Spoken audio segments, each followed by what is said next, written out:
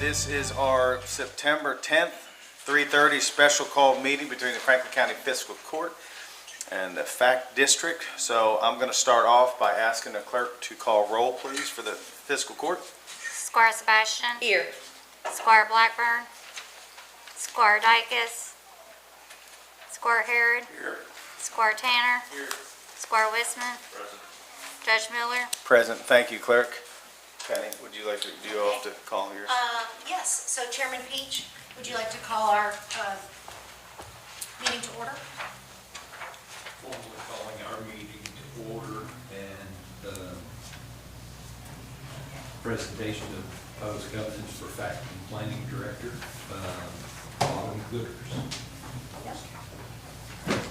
The time is 3:36. Autumn, would you like to go ahead and come forward and let's get this started. Please state who you are and all that stuff, please.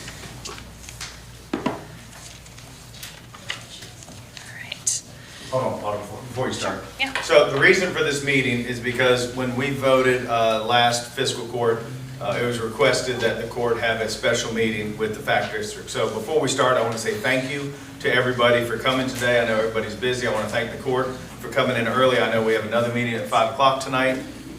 So in saying that, Autumn has been working on some things that she thinks will help with this endeavor. So just wanted to kind of get that out there. So Autumn, please begin. All right, good afternoon. I'm Autumn Goderwis. I'm the Franklin County Planning Director. So I want to talk about a few things as we start to envision what an industrial park could look like in the location that we're discussing. The court has indicated a particular interest in ensuring that this district will not only bring high-paying jobs to our communities, but that it will do so in a way that respects the natural and physical characteristics of the area.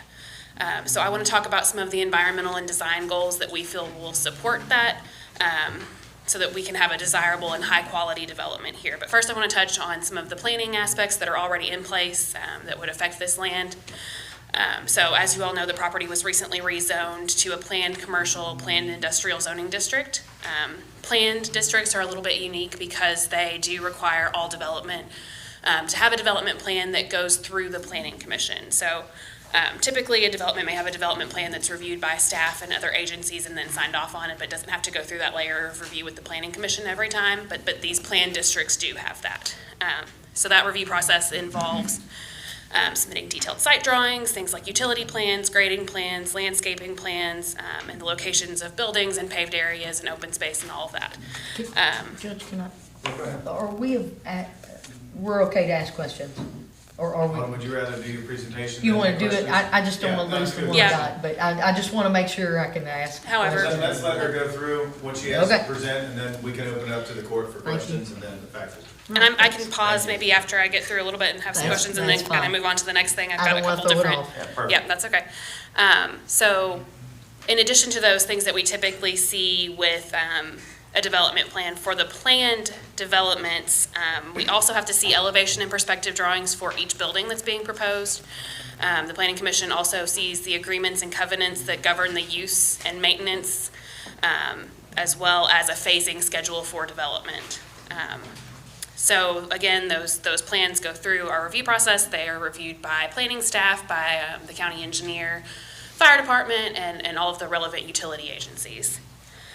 The Planning Commission will have a public meeting where folks can come and comment on the plan, but the Planning Commission is limited in conditions that they can propose or require as part of that process. It has to be something that's in our regulations, so in the zoning regulations or the subdivision regulations.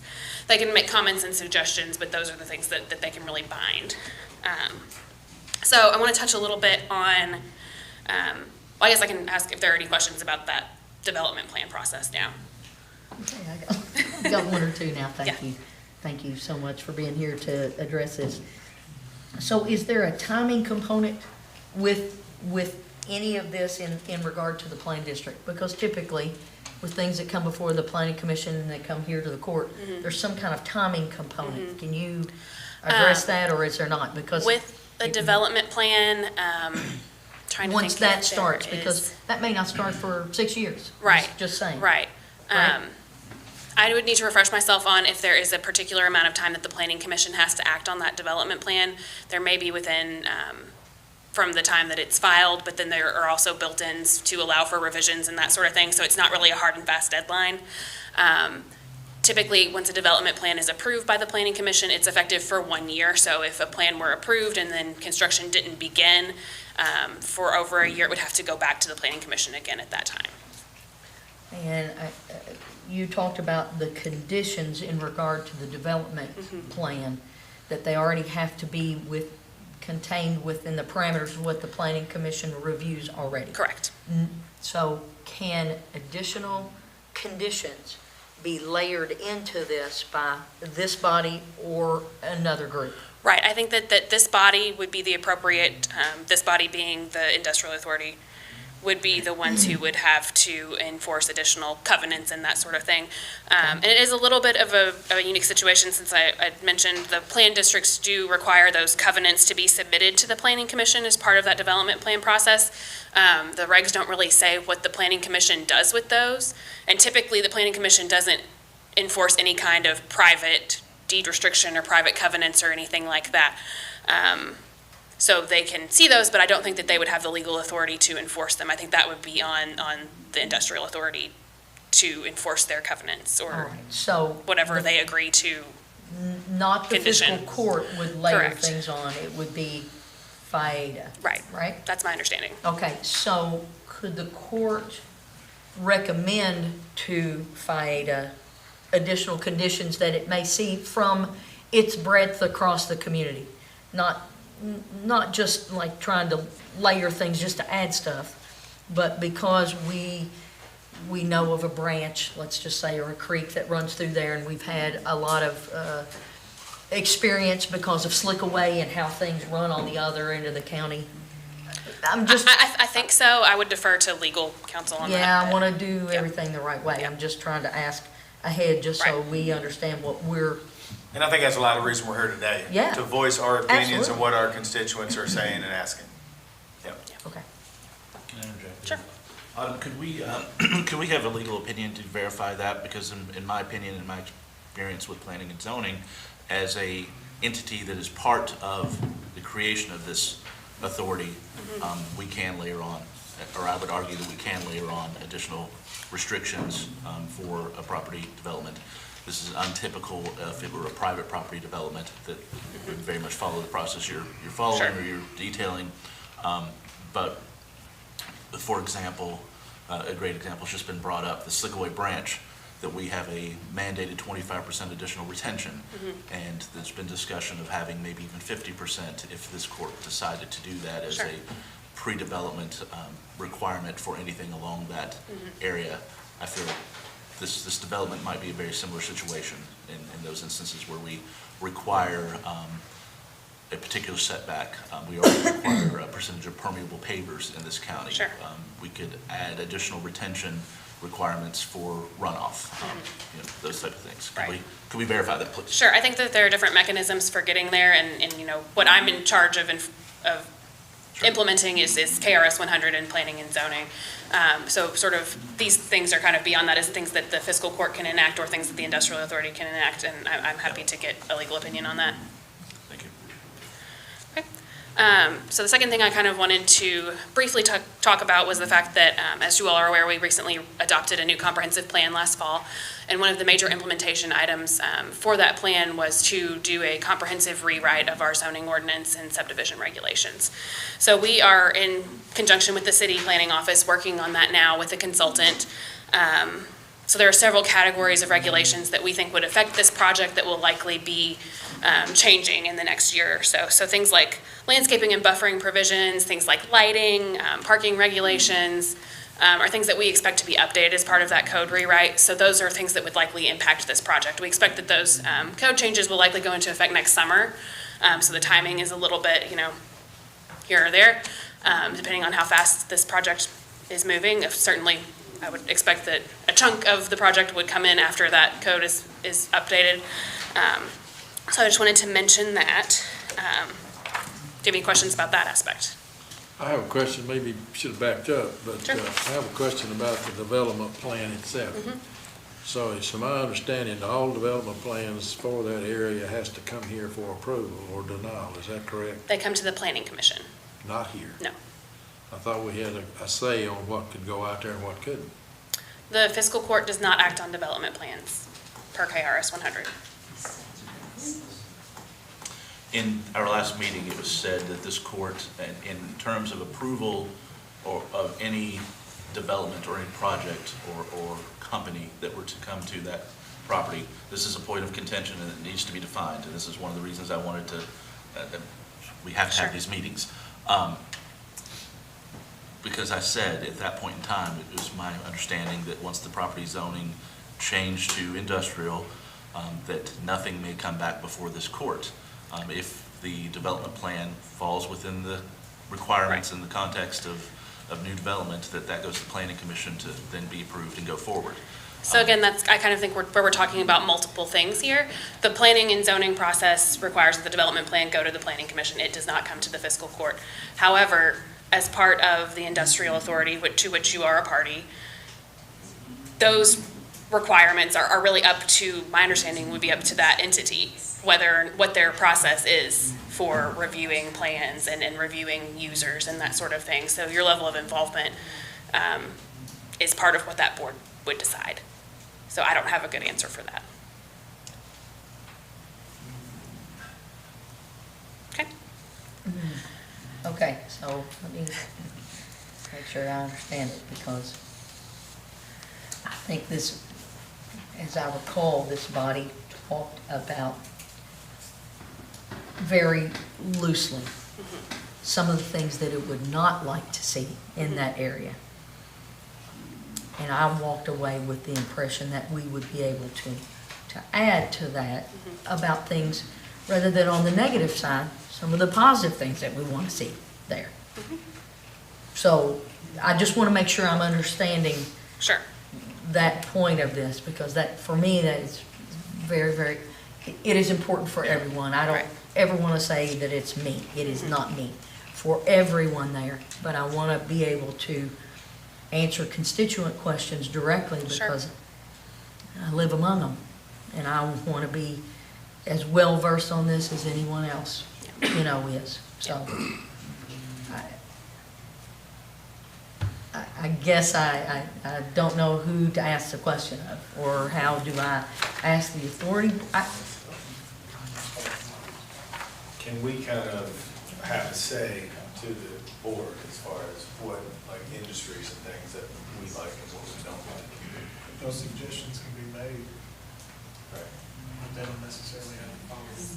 They have to go by their own covenants because they're a separate entity other than the fiscal court.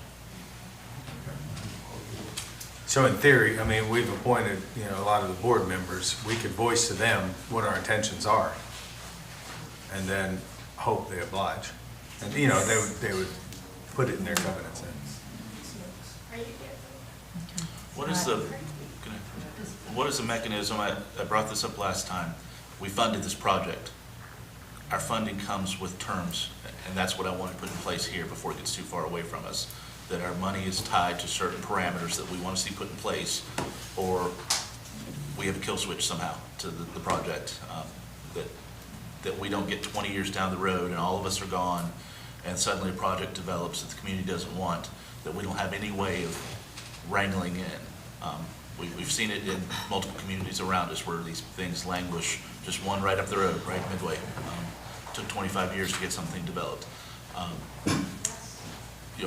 In my opinion, as I said last time at our last meeting, that's as a fiscal court, some of our only real power lies in the money that we put towards a project. So how can we make those funds contingent upon that review?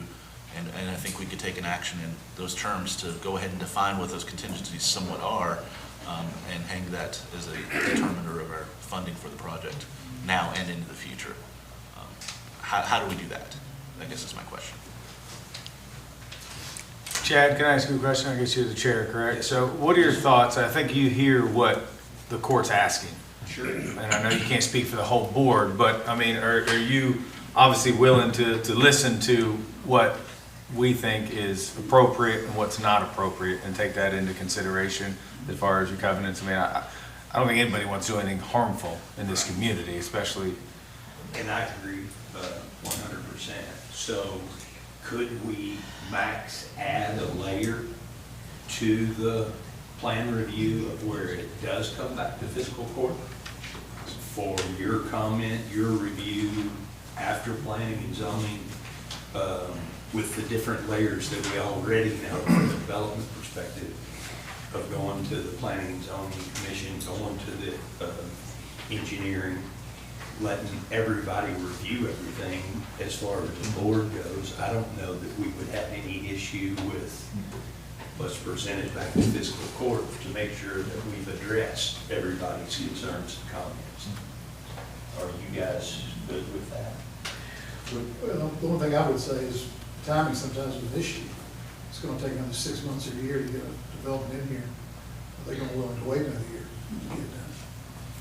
That's the thing I'm concerned, because sometimes there's 2 or 3 different sites they're looking at, and if ours is gonna take a year and a half longer, or 6 months longer, that might be the driving force to get it, to not make it happen. And that's a possibility. And that's a good point, but I guess my question would be, can you all put a layer in your process as far as knowing our thoughts, concerns, hopes and desires of the court? So as you're interviewing people for potential, to build something there, that going forward, we gotta do, three tree barriers or berms or, things like that. We don't want a tire manufacturer. I mean, there's some environmental things too. I think so could that be done on your level? I think that might. I think we're all on the same page. Yeah. Your point a minute ago about, what about 20 years from now? That's very valid. Today, we're all on the same page of what we're wanting in there. Yep. Now, if that land's sitting way down the road, could that get a little loose? It could. We're not gonna be here, as you said, but it could. I think we should be able to put our goals and objectives, and I don't know how you do that in some kind of a legal and binding manner, but I think we should easily be able to state our goals and objectives for that property, and can review that again. I don't know what you do past that. Would it be almost like a layer of restrictive covenants? I think that would be a way that you could do it. I think that there are several ways that you could do it. You could have restrictive covenants. I think that you could build in a layer of review that it does come back to the fiscal court after the planning commission or before the planning commission, however, you all see fit. I think that those are options that you have. You also could have a subcommittee of your group that reviewed plans or something like that. I think that there are a number of ways that you could do it, and like I said, I'm not a lawyer, so I would defer to your legal counsel, but. The other thing I want to say, because I've done this a lot in Anderson County, but I think you all do still got say it, and I think maybe a little bit of miscommunication here happens in Anderson County. We don't know who the end users are going to be. When they surface and we're kind of agreeable to them, and they do their full-blown engineering plans and submit them to the planning commission, they still come back to you all for the final vote. So if you all don't like it, you don't have to vote for it.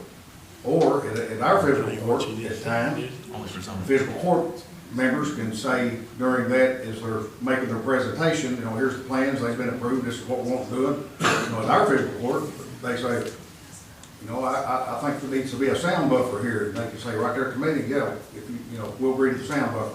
But And is that's not accurate. here? That's not That accurate. happens in a zone change, but Yeah. since we've already approved the zone change, as long as that, The planning commission plans don't come back to you all No. for a first and second. as long as they meet the standards of Which is that, why we're asking. of that That's why we're zoning, going down this then road. in theory, no, Don't that's come not. back for you. No, sir. No.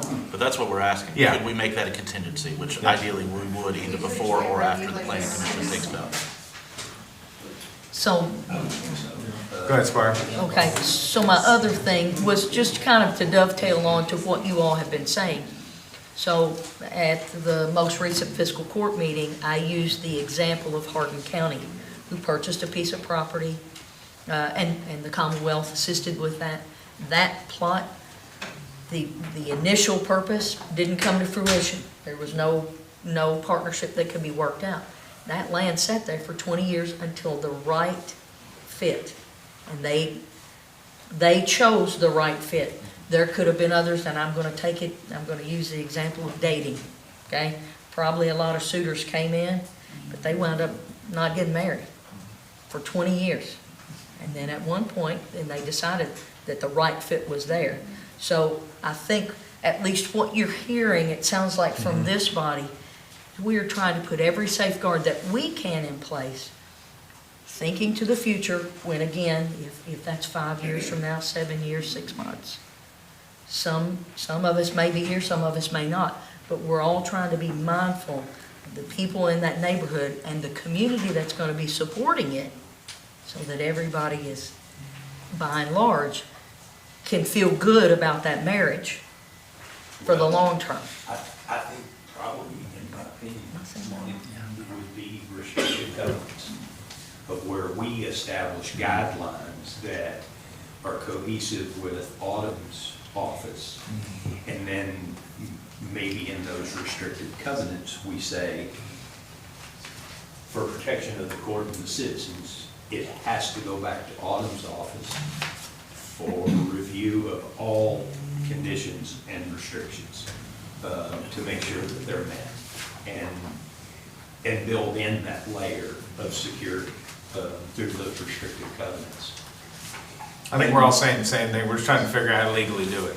Yeah, ask me, Max, I can't see you, but. How to make it binding. Ed Logan probably could get some of this stuff. Could we? Do you have an attorney here? Yeah, I was gonna say, yeah. Do you know? we all have. I mean, as far as restrictive covenants go, the board will own the real property, so it has the power to put certain restrictive covenants. Obviously, some of the things in the resolution can't go in a covenant because you can't bind real property to a number of jobs or whatnot, but you can put actual restrictive covenants on the land when you are selling it or leasing it. And if we get an end user that we lease it to, a lease can have a lot more restrictive covenants within it because they're not forever. So when you get an end user, those can be built into the sale of the land or the lease of the land. So in your professional opinion, you see what we're trying to do here? Yes. You hear everybody, I think everybody today is on the same page. But to everybody's point, 10 years from now, we're not gonna be here. And So that's- what, in your opinion, not to put you on the spot, but I'm putting you on the spot, what's the easiest, cleanest way to make everybody realize that we all wanna do right? We don't wanna desiccate the land, and we wanna make sure for years to come. I think it'd have to be a statement or policy from FIDA. I don't think the fiscal court can bind future fiscal courts, or any of the cities bind future city councils. They're not able to do that.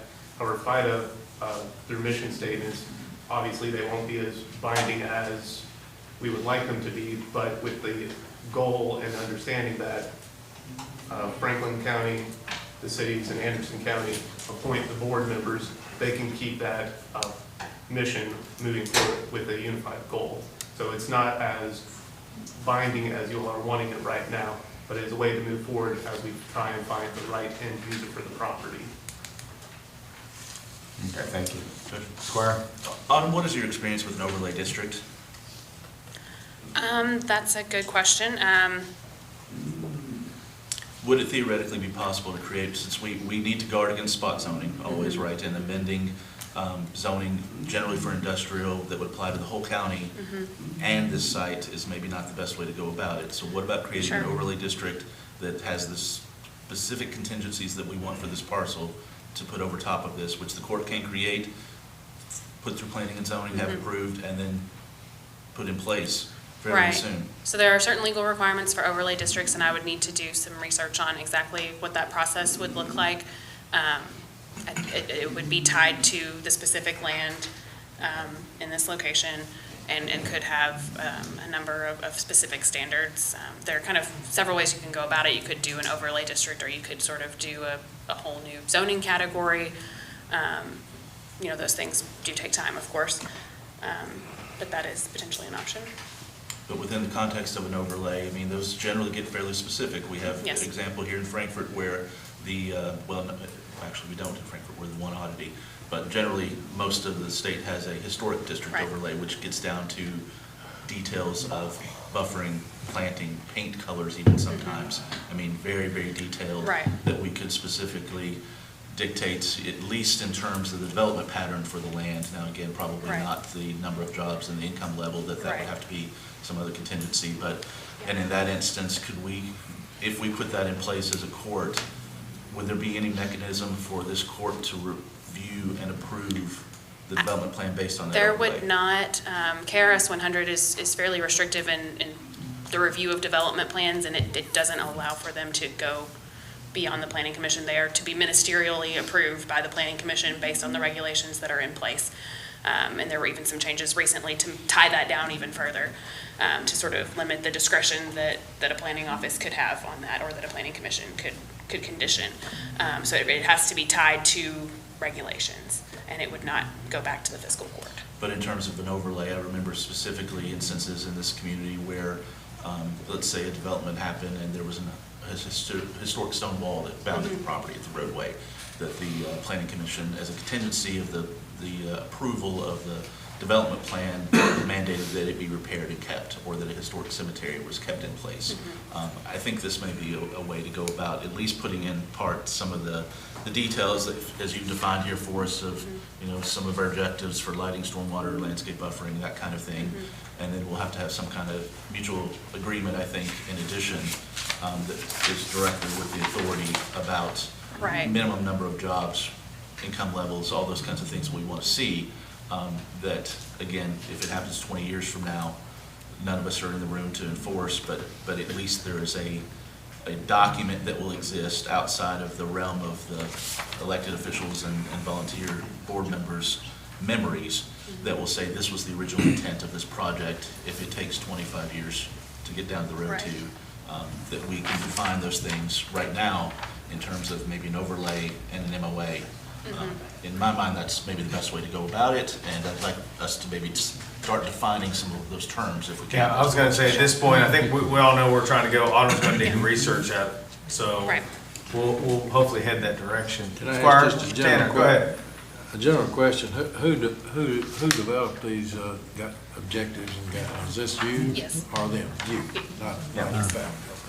So then how would we get this interjected into the plan, basically? Right. So yeah, I think that I can kind of talk about these a little bit now. So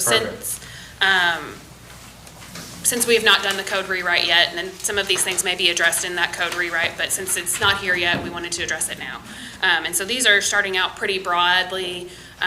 We could develop some standards under each one of these 7 items that would be more specific if they were to be a binding covenants or some requirements of an overlay district, or however we end up going at this. So again, these are fairly broad, but wanted to kind of just introduce the ideas to make sure that everyone was on the same page. So I'll just kind of briefly touch on each of these 7 objectives that are on the handout you all received. The first one being multimodal transportation, with the intention that the FACT will develop an attractive, effective, and safe transportation system for all users. So be that a pedestrian, a cyclist, someone in a car, someone on public transit, someone as a passenger, whatever, that everyone is able to move safely and effectively through the site. And that could include things like grade separated sidewalks, multi-use paths, crosswalks, all that good stuff.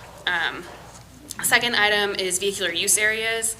And this gets at sort of several different factors, pedestrian safety, buffering and views.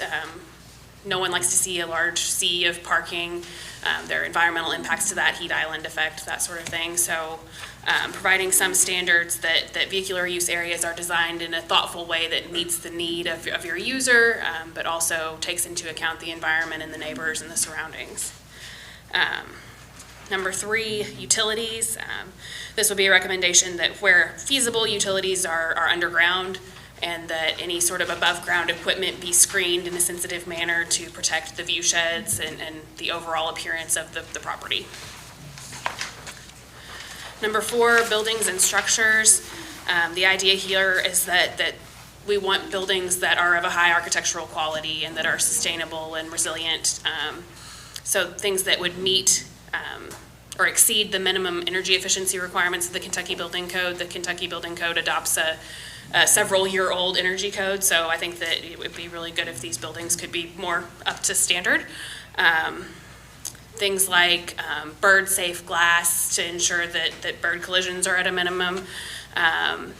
Things like orienting the building so that there's an activated streetscape. So things like having different materials on the building or offsets so that you don't just see a big blank metal wall or a big blank concrete wall. So things like that. Autumn, can you define, Sure. so this comes up a couple of times and has in our code rewrite and our zoning, what high-quality materials are generally considered to be and what they're not considered to be? That's subjective, of course, and I think that would be something that we could dig into with a more specific standard as to what that might mean in this situation and what the sort of aesthetic standard that the industrial authority sees as appropriate here. It would, be something that would meet and exceed those energy requirements and have meet those things like offsets and changes in materials and having fenestration to create an attractive and interactive streetscape. So in my mind, that very term sort of goes against everything we're maybe more familiar with in industrial parks, like pole barns, solid metal Right. structures, Yeah. energy inefficient, metal carcasses. This would be maybe more brick and traditional long-term materials. Right. Is that fair to say? Yes. Okay. Number 5, we talk about lighting.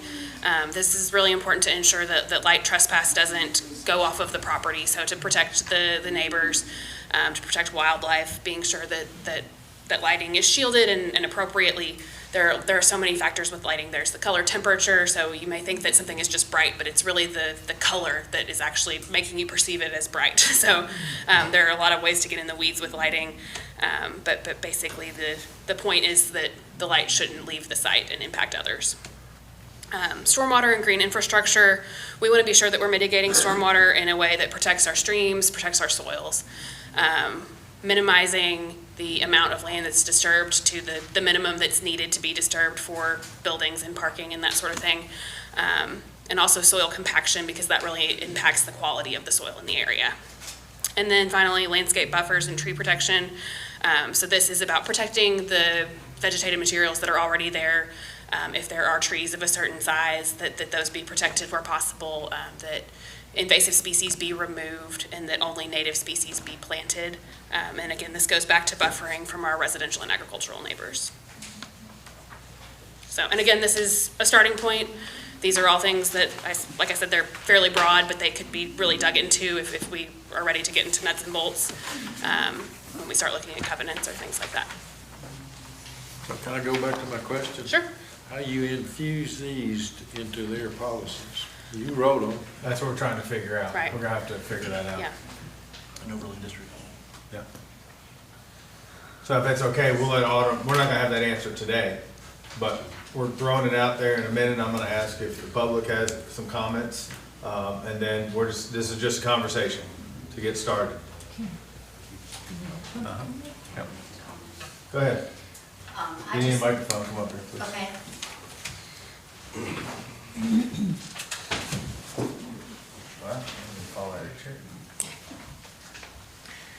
Penny Peebler, Executive Director of the Franklin Anderson Industrial Development Authority. So these, Autumn and I did meet about these proposed covenants. We looked at best practices for environmentally sensitive commerce and technology parks of the 21st century. We looked at a variety of different building materials such as tilt-up concrete, poured-in-place walls, other kinds of native landscape buffers, larger buffers than perhaps had been envisioned in the past, fences which are more in keeping with the rural character of certain areas. And so we did present this to the FACT District Board as a beginning place for intention. In addition to that, throughout this process, over the past almost 2 years now, these intentions have been communicated in various documents, in writing as well as verbally, that there is an intention for this to be a high-quality development of high-quality architectural materials, modern architectural materials, energy efficient, capable of incorporating the weight of future rooftop solar panels, other kinds of things that could be encouraged when we go out to market looking for the right company to locate. So it is time to put these things into covenants, binding elements, whatever the right terminology is. But I think as a person who's been working on this for several years, these are intentions which have been communicated multiple times, both to the staff of this new organization as well as to this board. And I think everybody on the board would agree with that this is not new information. And so as we go out and really work together with the community to market Frankfurt as a place to do business, this is at the forefront of our work.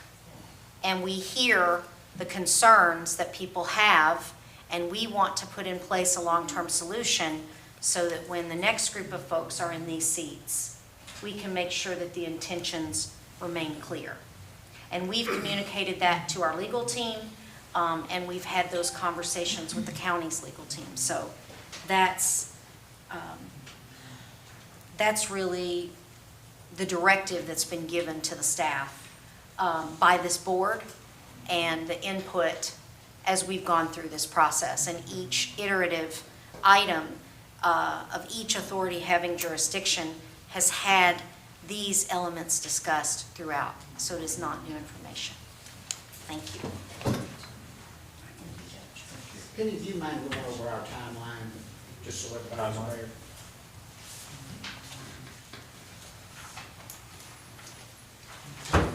Not at all. Thank you, Mr. Morgan. So the timeline for the project is that, of course, on August 27th, the zone change was approved by the Franklin County Fiscal Court, and now the various authorities having jurisdiction are resolving to induce and appropriate funds to the project according to the schedule. So the Franklin County Fiscal Court appropriated, the Kentucky Capital Development Corporation appropriated on Thursday, August 28th. Written notice to landowners to exercise the option agreements occurred on Friday, August 29th. On Tuesday, September 2nd, the City of Lawrenceburg adopted a resolution to appropriate $1 million to the project. Today, on Wednesday, September 10th, Anderson County Forward appropriated $500,000 to the project as part of the local match funds for Anderson County.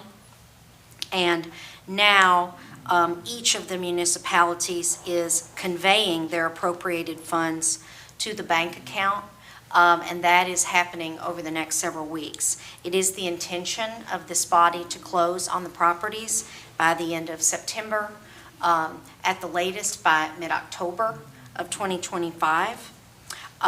There is a meeting on Tuesday, September 16th of the Anderson County Fiscal Court to begin the process for the $500,000 additional local match fund that Anderson County has to create the total corpus of $4 million for the project.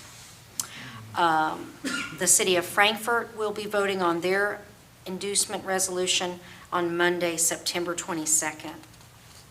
By mid-November, all of the funds are expected to be expended and appropriated, and the requisite invoices will be filed with the Kentucky Cabinet for Economic Development for the Product Development Initiative grant to keep the project moving forward. Options have to be exercised by when? October 13th, 2025. However, there are some additional, there is an additional option to extend those options for another year beyond that. In all three of them? That's my understanding. Our legal counsel is here. However, it is our intention to close this month. Thank you. Thank you. Alrighty, Court, so I know we have some things to figure out. I think we're all heading in the same direction. Autumn, I appreciate you starting this process. And, Squire West? So I just have quite a few questions I'd like to present before we get into, or closing it up here. I'm not closing it up, but I was gonna let the audience speak, but yeah. I mean, if I can, I wanted to speak just to some experience here that, we all remember, quite frankly, a previous director and the way that our economic development agency has went in the past, right? And I distinctly remember a problem where we had covenants put in place by the Industrial Development Authority for one of our industrial parks that were unilaterally changed by that board and that director. So it's been brought up that we put a covenant in place, but I would really like to press that I would like to see an MOU between our body and this organization that puts in part those requirements, as Ms. Peebler's been discussing here, about parameters of types of jobs, things that we can't put into land restrictive use. Because as we continue to say, things get down the road, we all aren't here. I would like it very overtly assured to the public that 10 years down the road, we're not going to take whatever comes along, that we're going to hold the feet to the fire, and that the original intent that's defined here doesn't, or supersedes us all. I don't think everybody would agree with that. So I want to press that an MO or a covenant is not the appropriate mechanism, I don't think, for no disrespect whatsoever, but we're all not going to be in these seats indefinitely. I think an MOU with an agreement between us would be appropriate to define some of those elements. 1,500 jobs, 65,000 income minimum for those jobs, whatever else we want to put into parameters. And I'd like to see that move forward as soon as possible, really before we take ownership of the land, ideally. I think we can do that fairly quickly to give our communities some semblance and some assurances. You know, I don't agree with this project, but I'll be fighting to the end to make sure it goes well for everybody. I think everybody's doing the same thing, but I think let's give Autumn some time to research it, because this is her wheelhouse. as far Well, as we're what she giving thinks is the some best. directives to the staff to take Yeah. forward, so I think, in my opinion, an overlay is going to be best, and an MOU between us, not a covenant, and not restrictive language deed covenant, or covenants or anything. So I think those are the best way to go. And then, since Ms. Peebler just mentioned that the options are going to be taken forward with this property, you know, there's been questions in the community, what if we don't get what we want? What if we decide that there's a better site to pull our resources for that presents itself in 5 years from now? I'd like to see some revisionary language put into, quite frankly, the deeds of the purchases agreements that preferably within the next 10 years or something, if this project does not move forward, that there's an ability for the original landowners to buy back those parcels at the, you know, with the purchase price for the next 10 years, sort of a first refusal. We could do that with using state funds and everything else. That's a whole. We'd have to pay back all those funds, to my opinion, but you could do a first refusal in a deed that's not going to hurt anything, it's not going to hold up anything, but we give those property owners the right to get back their farms if we don't move forward. That's an attorney question there. So, I mean, Autumn knows what we're That's trying not to an do. attorney question, it's something I want to see moving forward before the deeds are exercised and purchased, that I think contingent part of that deed language should be that these people are able, these farm owners are able to buy those parcels back, and I'm expressing my opinion here. Council said the county's not purchasing the property. I know, Ag district that's why I'm is. saying it's here while we have this joint meeting. So, yeah. Well, folks, I'd like to see that. It doesn't hurt anybody whatsoever, right? I do it common practice in some of my work, that the original property owner or the subsequent entity gets to buy those parcels back at the purchase price or the improved purchase price for a set period of years. If, like I said, we decide that suddenly some other land that we've set aside for industrial space presents a better opportunity for someone to come in, and we need to reallocate our resources, perhaps. I just think that's would be a prudent endeavor on our behalf, on all of our behalfs. So. Okay. Members of the court, does anybody have anything else? I mean, obviously, this is just a conversation today, a starting point before I open up to the public, because we only have a certain amount of time today. Squire Tanner, do you have? Sorry, I can't see you. That's fine, very limited. I don't want to overstate anything, but the way I understand the next process here is Autumn is going to get with the board here and try to work these out into their policies, if it be a covenant or not. I also understand a little bit about what Eric was talking about, but when you do a buyback option in a deed and you wait 10 or 15 years from now, that might not work out too well. If you're going to take the same amount of money that you gave for it, it may be worth 3 times that much, and they may not want it back. So that would have to be thought about pretty lengthy. But the other thing that I do want to, and I don't want to overstate anything, but put it kind of in the way I think, is I've been down the road many times and say, don't worry, old bud, we're gonna take care of this, and it don't work out that way. So it does have to be written down somewhere. Yeah. No, it's a very good comment. I think that's why we're here today. Squire Blackburn, do you have anything? No, I just want to continue. Microphone, please, microphone. Thank you. I think we're moving in the right direction, and I think everybody understands what we need to do. I just feel we need to iron out the legal questions Yeah. and how we implement it and make it happen. I'm fully confident in this board. I think the board was picked well. I think everybody's on the same page. So when we get to the details and figure out how we do it, Yeah. there's some things I want to interject, but I'm good for now. Okay, thank you. Alrighty. Autumn, thank you. Let me say one thing, if you do come up with a time frame, I understand what you're saying. We've seen them set out there with grass going through the concrete, so we've seen it. Keep in mind, we've been working on this 3 years, so 10 passes pretty quick. Yeah. Think through how much time you're gonna put on that, because 10 years isn't very long. Anything else, Chad, from your board that you all want to say before we kind of open it up a little bit? I think we're all on the same page. I think we all have the same goals. Our aspiration from the very beginning as a board has been that we want this to be the hallmark development for both communities that will set the precedents and generate the jobs and taxes that we all know that it has the potential to do. And so I think we're all in agreement.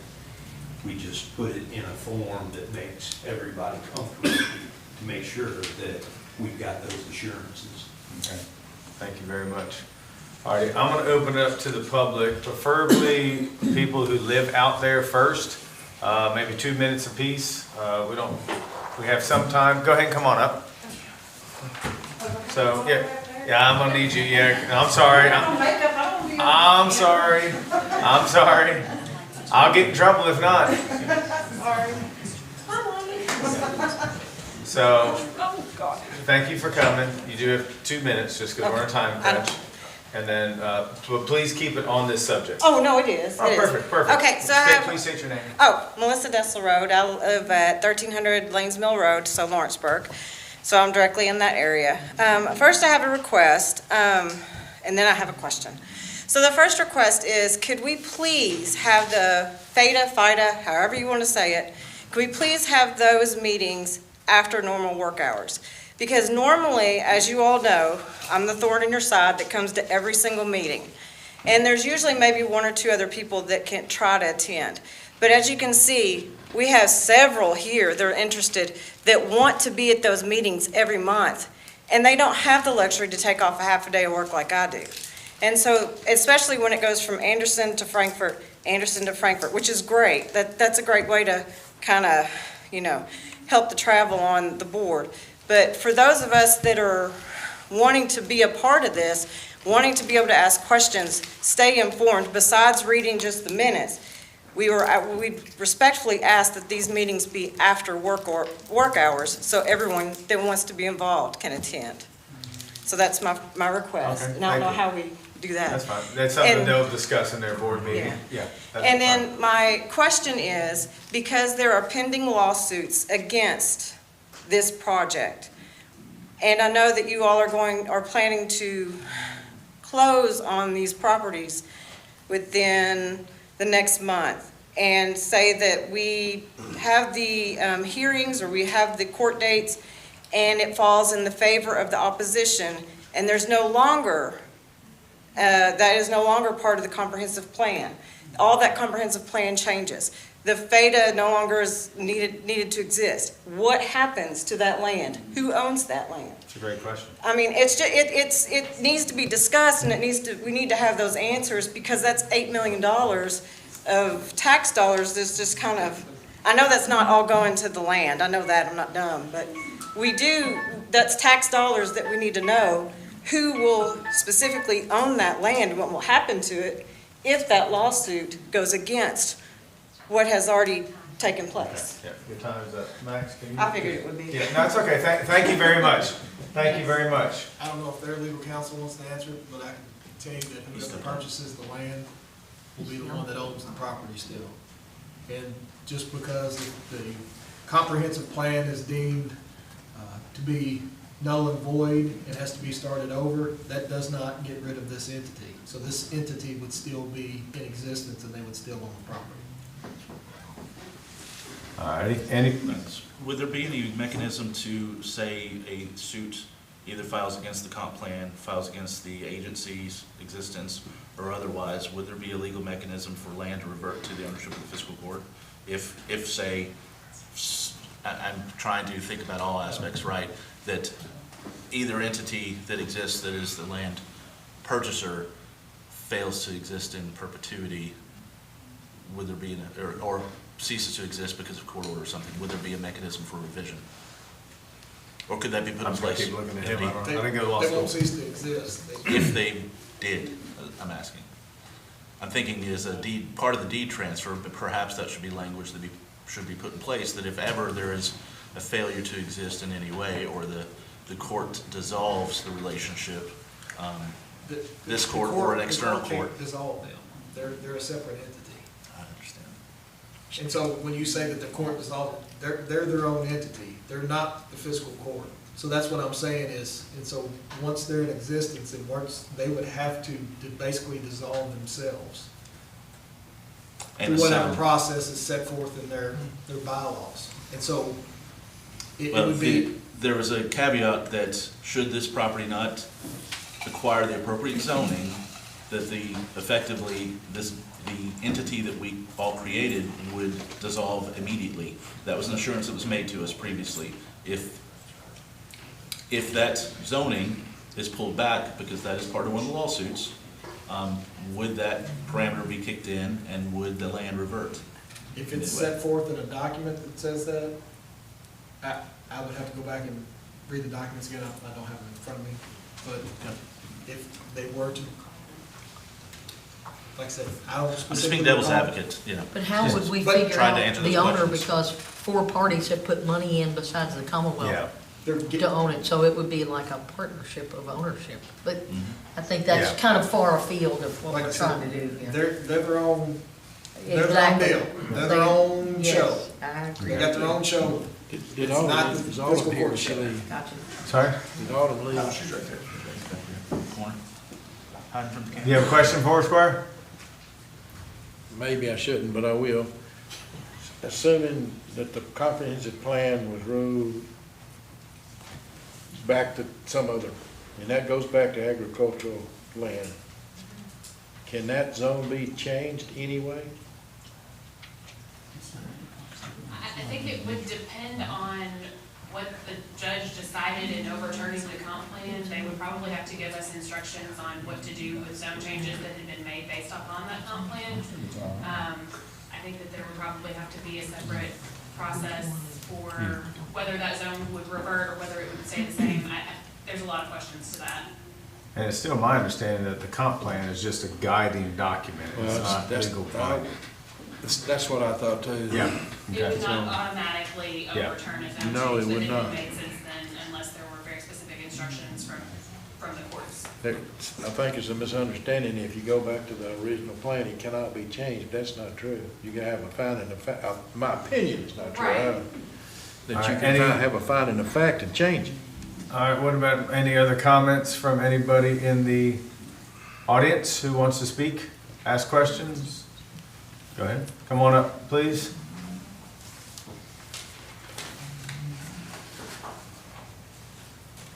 Please state your name for everybody, and let me remind you, we're gonna do a 2-minute time check. Richard Rosen, Frankfort, Kentucky. Listening to this whole discussion, what I concluded is if we have regulations or covenants or whatever they're called that define what we, including the fiscal court, wants and what you don't want, then number one, I think those regulations and covenants should apply to all new industrial development in the county, not just this one project. And number two, those regulations and covenants should force the developer to create a plan that satisfies the fiscal court, and therefore an additional layer of approval shouldn't be necessary because you've created your regulations and covenants that define what you want there. So I'm not sure you need that extra layer of approval. And that's all, that's my thoughts. Okay, thank you very much. How are you, Squire? No, you're fine. Any other comments from the audience while we're all here?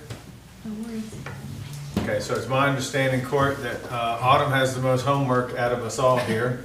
And she's gonna get with some attorneys. I think everyone's heard. I think we're all trying to do the right thing. We're trying to do the best for our community. Again, I appreciate this board. I know it's a lot, volunteering your time, especially during the day. I want to say thank you for coming today because this is kind of a special meeting, but very important to all of us that we get this right. I think you all can see that, and we just want to make sure that everything goes smoothly as we can, and we're doing best for Anderson County and for Franklin County. So, any other thoughts, concerns, comments from the court before we adjourn? Alrighty. Well, Judge, the FIDA has a couple of items on its agenda after the board adjourns. Okay. That it would like to, it will continue meeting. Okay, just so we're gonna go ahead and leave, but we have another meeting starting at 5. Yeah. we'll- Okay, we just- all right, so I'm gonna ask court motion to adjourn. So moved. Second. All those in favor say aye. Aye. All right, those opposed say nay. The fiscal court is adjourned at this time. And so, Go ahead, Penny, come up here. yeah, so Chairman Beach, the next item on the agenda. Penny? Penny, let us get out of the room. We can't all stay in here.